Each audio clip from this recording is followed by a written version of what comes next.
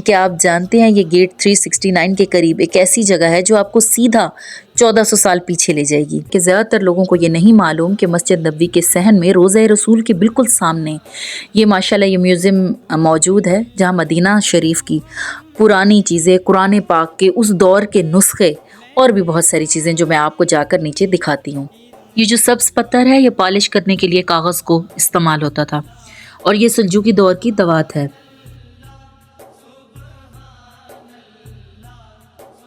قیرات المداد، سیاہی کے گولے جو مقامی سیاہی کے خشک گولے تھے اور انہیں گھول کر لیکوڈ سیاہی بنائی جاتی تھی۔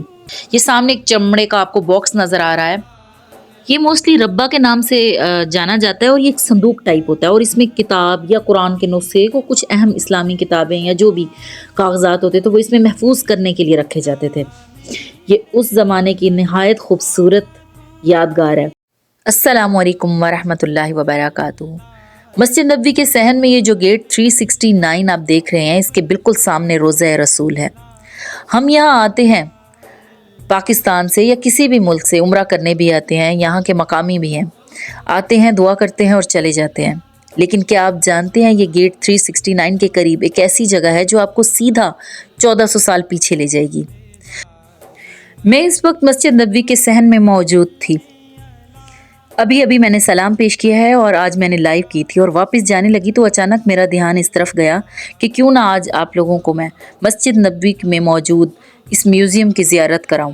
بہت سارے یہاں کے مقامی لوگ ہوں یا عمرہ کرنے کے لیے ہم آتے ہیں، بہت سارے لوگ اس جگہ کو نہیں جانتے، اس لیے میں نے تفصیل میں ویڈیو بنائی ہے۔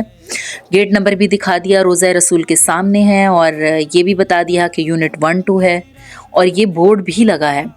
دیکھیں بہت زیادہ یہاں بھیڑ نہیں ہوتی، رش نہیں ہوتا، خاموشی ہوتی ہے، کم ہی لوگ یہاں کی زیارت کرتے ہیں۔ شاید وجہ بھی یہی ہے کہ زیادہ تر لوگوں کو یہ نہیں معلوم کہ مسجد نبوی کے صحن میں روضہ رسول کے بالکل سامنے یہ ماشاءاللہ یہ میوزیم موجود ہے، جہاں مدینہ شریف کی پرانی چیزیں، قرآن پاک کے اس دور کے نسخے اور بھی بہت ساری چیزیں جو میں آپ کو جا کر نیچے دکھاتی ہوں۔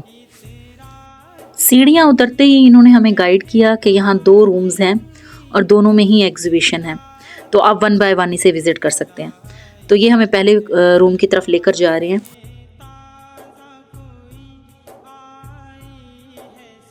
جی یہ فرسٹ روم ہے جس کی سب سے پہلے ہم نمائش دیکھیں گے۔ اس میں قرآن پاک کے نسخے اور باقی چیزیں جو بھی یہ مرر کے شوکیس میں لگی ہوئی ہیں چیزیں۔ آپ نوٹ کیجئے کہ ہم آج خوبصورت کاغذوں اور سنہری لکھائی والے قرآن پڑھتے ہیں، لیکن یہاں دیکھیے، یہاں وہ عشق محفوظ ہے جو صحابہ کرام کے دلوں میں تھا۔ یہ قرآن کے پرانے نسخے جو اسلام کے ابتدائی دور سے ریلیونٹ ان کو ملے ہیں، وہ انہوں نے اکٹھے کر کے اس میوزیم میں رکھے ہیں۔ لیکن یہ بہت قریب سے میں نہیں دکھا پا رہی کیونکہ مرر کیس میں ہے اور اس میں بھی ایک ڈسٹنس ہے، اس کے قریب نہیں جایا جا سکتا، اسی لیے دور سے ہی میں آپ کو دکھا رہی ہوں۔ ابھی آگے چل کر میں قرآن پاک مختلف چیزوں پر لکھا ہوا بھی آپ کو دکھاؤں گی، کہ جو مختلف خطاطی کے نمونے بھی ہیں جن سے پتہ چلتا ہے وقت کے ساتھ ساتھ قرآن لکھنے کے انداز میں کتنی خوبصورتی اور نفاست آتی گئی۔ یہ جگہ ہر زائر کے لیے بہت متاثر کن ہے، کیونکہ یہاں کر انسان کو پتہ چلتا ہے، احساس ہوتا ہے کہ اللہ تعالیٰ نے اپنے کلام کی حفاظت کے لیے لوگوں سے کیسی کیسی محنت لی۔ یہ کچھ پرانی چیزیں جو مدینہ منورہ کی انہیں ملی، یہ شاید لکھنے کے لیے قلم اور دوات کے حساب سے کچھ ہے، آئی ڈونٹ نو، کیونکہ مجھے عربی نہیں آتی تھی اور وہاں کوئی بھی انگلش میں ٹرانسلیٹ کرنے کے لیے موجود نہیں تھا۔ یہ لکڑی کی ایک تختی ہے، یہ میں نے زوم کر کے آپ کو دکھا رہی ہوں کہ جس پہ قرآن پاک لکھا ہوا ہے۔ عربی میں اس کا نام بھی لکھا ہوا ہے لوح کتابہ، یعنی لوح یعنی تختی، لکھنے کے لیے جو استعمال ہوتی ہو۔ اس کے آگے یہ بھی کچھ قلم دوات ٹائپ کا مجھے لگ رہا ہے، یہ شاید سیاہی کے لیے یہ جو گول تانبے کا یا اسی ٹائپ کا کچھ میٹل کا لگ رہا ہے، اور اس کے ساتھ لکھنے کے شاید کچھ قلم ہوں گے، اور اس کے ساتھ یہ کچھ بنائی کر کے رکھا ہوا تھا، اور مجھے صحیح سے آئیڈیا نہیں ہے یہ کیا چیز ہے۔ یہ جو سامنے ملکت ذہب لکھا ہوا ہے، ذہب کا مطلب ہوتا ہے سونا، ملکت یعنی چمٹا، یہ شاید اسی ٹائپ کی کوئی چیز ہے۔ اس کے ساتھ جو رکھا ہوا ہے نا، یہ لکھا ہوا ہے ماء وردیہ، یعنی کہ گلاب کے پانی یا اس کا عرق چھڑکنے کے لیے جو برتن ہوتا ہے۔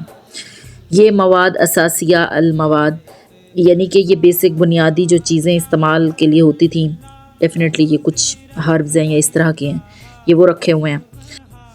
یہ جو سبز پتھر ہے یہ پالش کرنے کے لیے کاغذ کو استعمال ہوتا تھا، اور یہ سلجوقی دور کی دوات ہے۔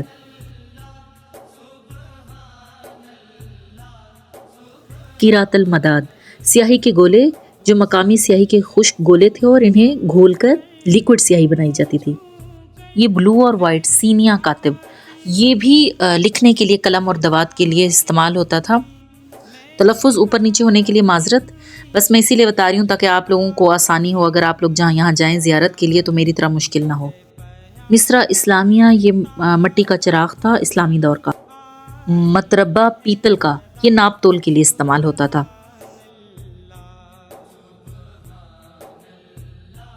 ملزم، یہ لکڑی کا بنا ہوا ایک آلہ جو غالباً کتابوں کی جلد سازی یا کسی چیز کو دبا کے رکھنے کے لیے استعمال ہوتا تھا۔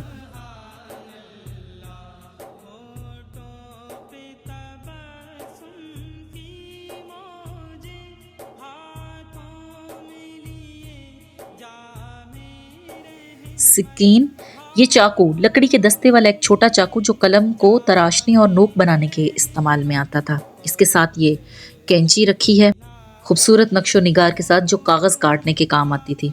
یہ مسن پتھر ہے، خاص پتھر جو قلم بنانے والے چاقو کی دھار کو تیز کرنے کے لیے استعمال ہوتا تھا۔ اب میں آپ کو دوبارہ یہ سارے قرآن پاک کے نسخے دکھا رہی ہوں جو راؤنڈ میں رکھے ہوئے تھے، بس یہ دور سے اسی طرح سے ہی آپ دیکھ سکتے ہیں، قریب سے نہیں بنا پا رہی تھی میں۔ یہ اس روم کی، جہاں قرآن پاک سائڈ میں رکھے تھے، اس روم کی راؤنڈ کی لک ہے۔ اب ہم دوسرے روم کی طرف چلتے ہیں اور وہاں پہ کیا کچھ ہے انشاءاللہ ہم اس کو دیکھتے ہیں۔ اس کا بھی تقریباً بناوٹ ایک ہی حساب کی تھی، وہی راؤنڈ میں سارے قرآن پاک کے جتنے بھی نسخے ہیں وہ رکھے ہوئے تھے، اور مختلف سٹائل کی خطاطی بھی، دیواروں پر پتھر کی تصویریں بھی بنی ہوئی تھیں، کتابوں پر بڑا بڑا لکھا ہوا اسلامی دور کا جو قرآن کا سٹائل تھا وہ بھی دیواروں پر لکھا ہوا تھا، لیکن نسخے اسی طرح مرر کے پیچھے جو ہے وہ رکھے ہوئے تھے۔ یہ میں آپ کو بتا رہی تھی، یہ بڑی بڑی پکچرز لگی ہوئی تھی پتھروں پہ جو قرآن لکھا ہوا تھا قرآن پاک کے نسخوں میں۔ یہ دیکھ رہے ہیں کتنا خوبصورت قرآن ہے ماشاءاللہ، کتنے رنگین اور گولڈن کلر کی لکھائی میں۔ اور یہ پرانی کتابوں میں شاید کسی نے دیکھی ہیں تو ابھی بھی ہمیں یاد ہوگا کہ اسی طرح سائڈوں پہ بھی کچھ نہ کچھ ڈیفرنٹ اینگل کے ساتھ لکھا ہوتا تھا، درمیان میں لکھنا۔ یہ پرانا تھوڑا سٹائل ہے لکھے جانے کا۔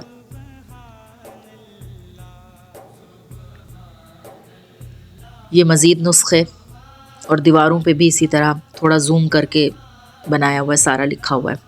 یہ دیکھیے، یہ بھی شاید آپ نے دیکھا ہوگا، اس طرح گول سٹائل میں بھی لکھا جاتا تھا۔ یہ پرانے سارے سٹائل ہیں لکھنے کے، یہاں بھی آپ کو مختلف جو ہے وہ نظر آ رہے ہیں۔ بس میرا مقصد یہی تھا کہ تھوڑا بہت، یہ حرمین کے نام سے ہے، تھوڑا بہت جو زیادہ لوگ نہیں جانتے، کیونکہ میں نے دیکھا ہے وہاں کافی سارے پاکستانی اور کچھ انڈینز بھی تھے، لیکن ٹرانسلیٹ کرنے والا کوئی نہیں، ایون انگلش میں بھی نہیں۔ میں نے انگلش کا پوچھا، اس کے لیے بھی کوئی اویلیبل نہیں تھا۔ تو جتنی مجھے تھوڑی بہت سمجھ ہے، تھوڑی مدد لے کے میں نے آپ کو تھوڑی سی ٹرانسلیشن کر کے دکھائی ہے کہ یہ مدینہ پاک میں یہ جو نسخے رکھے ہیں یا جو بھی چیزیں ہیں یہاں کی یا ابتدائی اسلامی دور کی، تاکہ آپ کو تھوڑا سا اندازہ ہو سکے کہ یہ کیا کیا چیز ہے، کیونکہ بہت ساری چیزیں ہمیں دیکھ کر اندازہ نہیں ہوتا کہ یہ کیا ہے، صرف باقی لوگ بھی دیکھتے جا رہے تھے۔ تو اسی لیے کوئی اگر غلطی رہ گئی ہو تو اس کے لیے معذرت۔ جی، اس میں بھی راؤنڈ میں سارے قرآن پاک رکھے ہوئے ہیں۔ اب میں آپ کو دکھاتی ہوں جو یہاں پہ اسپیشل جو چیزیں ہیں وہ مختلف مدینہ کی۔ یہ سامنے ایک چمڑے کا آپ کو باکس نظر آ رہا ہے، یہ موسٹلی ربا کے نام سے جانا جاتا ہے، اور یہ ایک صندوق ٹائپ ہوتا ہے، اور اس میں کتاب یا قرآن کے نسخے کو، کچھ اہم اسلامی کتابیں یا جو بھی کاغذات ہوتے تو وہ اس میں محفوظ کرنے کے لیے رکھے جاتے تھے۔ یہ اس زمانے کی نہایت خوبصورت یادگار ہے۔ اچھا، یہ فخار ہے جو کچی مٹی کو پکا کر تختی بنائی جاتی تھی تاکہ قرآن پاک اس پہ محفوظ ہو سکے اور اسلام کی ترویج ہو سکے۔ یہ جو نظر آ رہا ہے حجارہ بیضہ، یہ ایک سفید قسم کا پتھر ہے جس پہ قرآن کو لکھ کر محفوظ کیا گیا ہے۔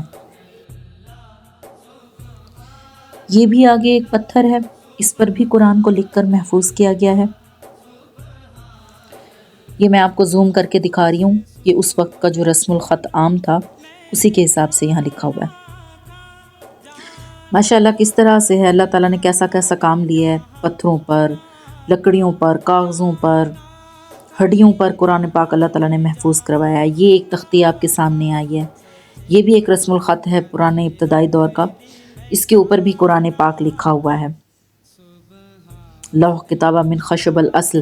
یہ اچھا یہاں کی ایک لکڑی ہے الاصل کے نام سے، یہ اس لکڑی کے اوپر خاص لکڑی ہے جس کے اوپر لکھا ہوا تھا۔ زلفا قطب، یہ اونٹ کی کاٹھی کی لکڑی ہوتی ہے، تو صحابہ کرام یا اس دور کے جو لوگ تھے وہ اس طرح سے ان کے کچھ حصوں پر بھی قرآن پاک کو محفوظ کر دیا کرتے تھے۔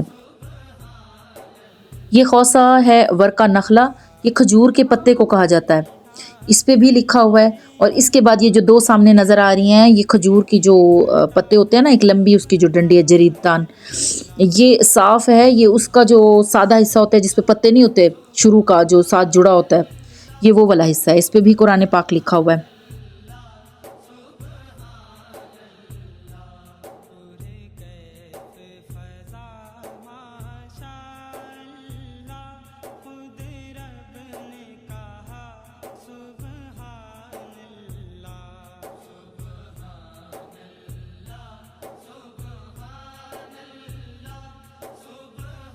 یہ کرنافہ ہے، یہ کھجور کے نہیں ہوتے یہ موٹے موٹے حصے جو اس کے پورے تنے پہ کٹے ہوئے ہوتے ہیں، یہ آپ کو نظر بھی آ گیا ہوگا، اس پہ بھی قرآن پاک لکھا ہوا ہے، اسے کرنافہ کہتے ہیں۔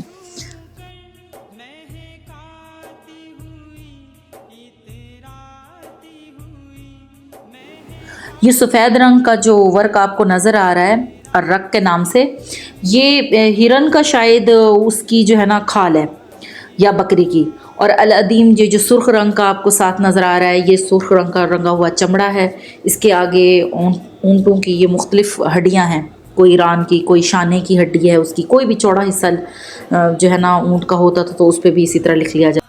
یہ ذلہ جمل، یہ اونٹ کی پسلیاں ہیں، قصبہ جمل اونٹ کی ران یا پاؤں کی ہڈی ہے، کتف جمل یہ اونٹ کے جو ہے وہ کندھے کی ہڈی ہے، یہ ڈیفرنٹ ہڈیاں ہیں جس کے اوپر قرآن پاک کو بس محفوظ کر دیا جاتا تھا۔ ماشاءاللہ کتنی محنتیں ہمارے اسلامی دور کی ہمیں پتہ چلتی ہیں۔ آج ہمارے گھر گھر میں قرآن پاک ہے، اللہ تعالیٰ ہمیں پڑھنے کی اور اس پر عمل کرنے کی توفیق عطا فرمائے۔ کس طرح سے ہمارے اسلاف نے محنتیں کی اور قرآن پاک کے نسخوں کو اکٹھا کر کے ہم تک پہنچایا ہے۔